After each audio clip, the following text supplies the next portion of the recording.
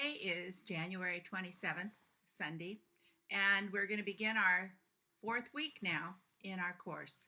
And this week, we're looking at national reform efforts. And so I'd like you to start working on your Common Core Standards papers. I've given you a number of links on the website, and if you require additional links, I'd be happy to help you. I've had a number of students who have done their capstone papers on the Common Core Standards.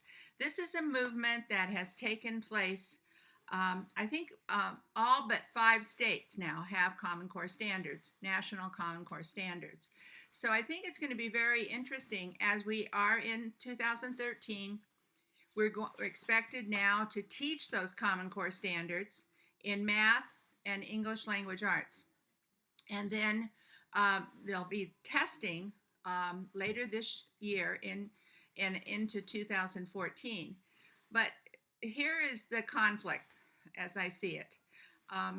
The No Child Left Behind most highly proficient students in math and English language arts is also in 2014. So I'm not sure whether they're going to use the CST as that measure of highly proficient or proficient students, or whether they're going to use the Common Core Standards. It's kind of an example of when we have a reform and we start moving forward in about 10 years and then we shift, and it's like a pendulum that goes back and forth. So I think that's a classic example right now of what's going on.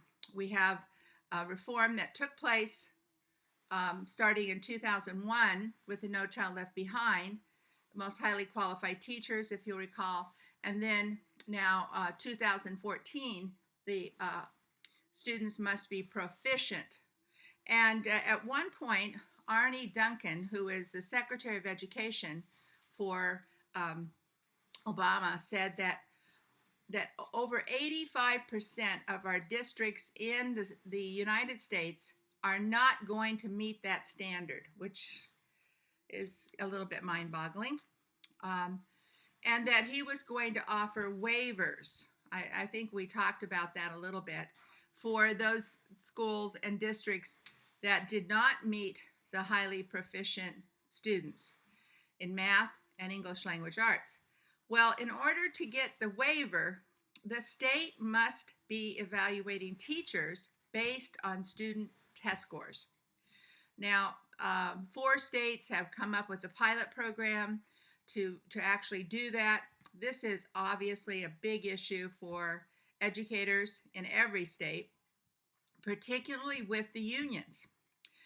We've never ever had evaluation of our educators based on student test scores.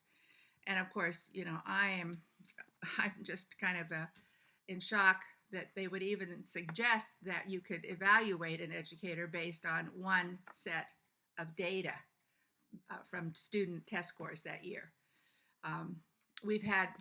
There are many examples of exemplary ways to evaluate teachers, but that doesn't necessarily mean that a good teacher is somebody where every student gets 100% on a test. So, we're going to have to really look at this requirement and see if we can meet it. Now, we aren't going to make that waiver for Arne Duncan's request by 2014, although LA Unified has been working on it, and I think they're going this year, as a matter of fact, they're going to have the very first example of student evaluation, or student test scores to evaluate teacher effectiveness.